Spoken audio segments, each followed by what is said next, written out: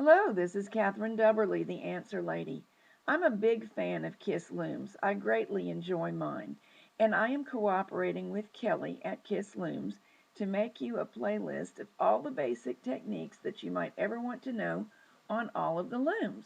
So welcome and enjoy. Let's look at the anatomy of a drop-shouldered cardigan for a minute. The back is basically a rectangle. Part of this top edge is the neckline in there, and part is each shoulder. The armhole is set aside usually just by markers that you place as you knit on up. There's really not any change. The front is like half of the back. That side is just like the back. Of course, we must shape the neckline and add a band. And if you're watching this, it's very likely that you're working with my pattern that has the band knitted directly on at the same time as we knit the front with garter stitch. The lower edge that I suggest for this basic cardigan is ribbing, represented by these little lines. And here is the shape of a sleeve for such a cardigan. It's completely flat across the top. A more traditional shaped sleeve would go like this.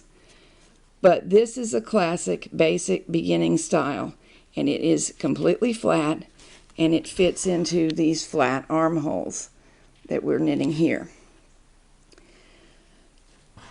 The reason that it's important for you to understand how this goes together is so that you can understand how to fit it on yourself.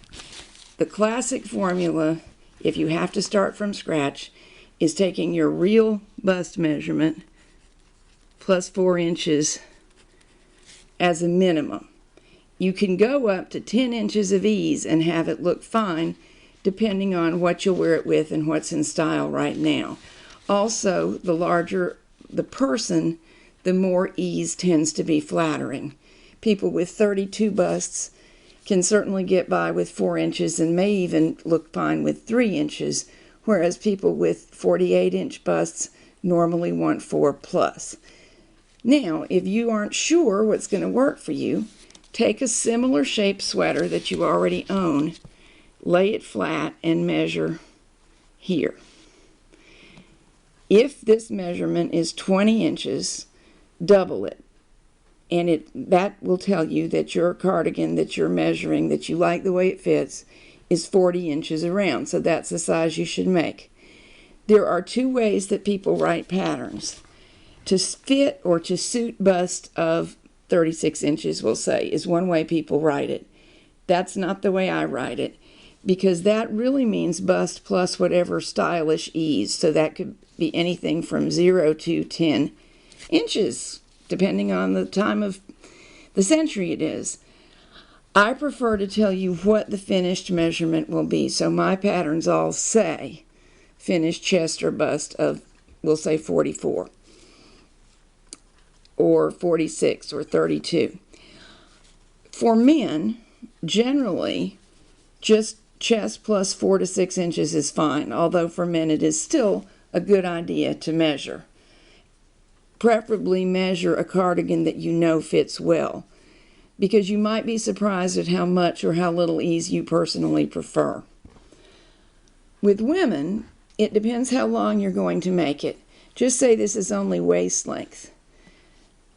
So it's roughly 16 or so inches long. Then you don't need to worry about the fact that women have curvier shapes. Most women would be roughly like this. And if this measurement's only 36, this one's very likely to be 40. It's not rare at all to have that much difference or even more. So if we make a top based on this, we say 36 plus floor and it's 40, it's pulled tight around the fanny, which is mostly not our best look. If you were a supermodel, you may disregard what I'm saying, and you can make your clothes even smaller than you are and you will look fine.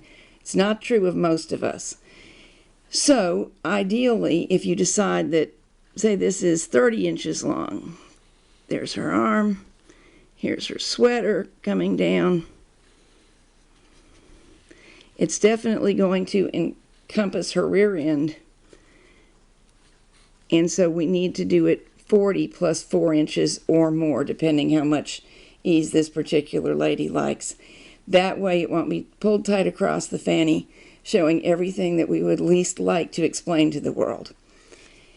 Ideally, again, you'll measure a sweater that fits you well, button it up over the kind of blouse you want to wear, but that's a help. Now let's talk about sleeve length. This distance is not as useful as it would normally be because it is not going up to your shoulder. In a drop-shouldered cardigan, here is the shoulder seam. That's where that sleeve will go.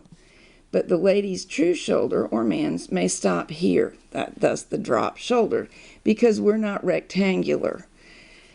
So what you need to do is measure the body of the person. Let's go back here and stick an arm out on this girl.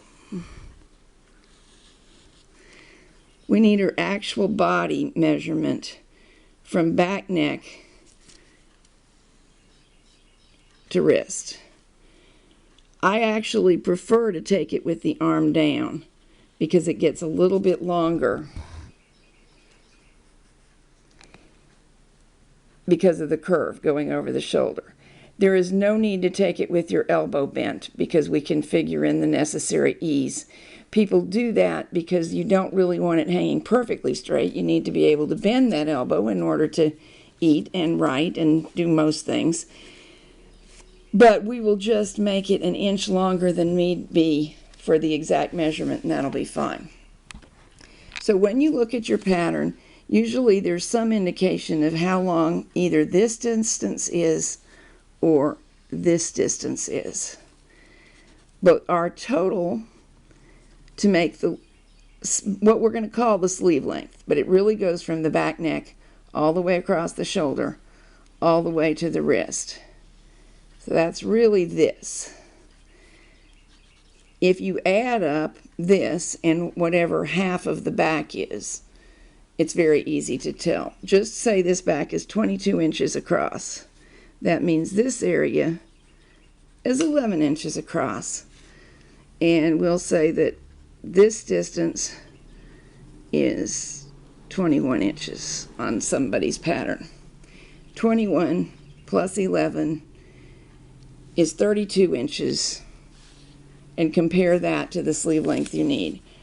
Remember, if you really measure 32 inches, you may want a total of 33 inches, including ribbing, to get that ease. And generally, the presence of the ribbing, this draws in enough that it'll sit on top of your hand and just blouse a little bit rather than falling down. If you have to knit something completely straight, you may want to do it differently just because it won't blouse. So let's review. In general, your actual bust or chest measurement plus 4 inches is the finished measurement you want from a cardigan as a starting point. You may want more room than that. Lately, sweaters have been quite close fitting, so many of you will want to just knit with that 4 inches and not go larger right now. But it does depend on your personal style. If you're going to wear a turtleneck and a sweater underneath it, a turtleneck and a shirt underneath your sweater, you need more room than if you're going to wear it against naked skin. Most of us don't wear cardis on naked skin, but you get my point. You want to double check your sleeve length against your body length before you begin. And that's the measurement that will do it.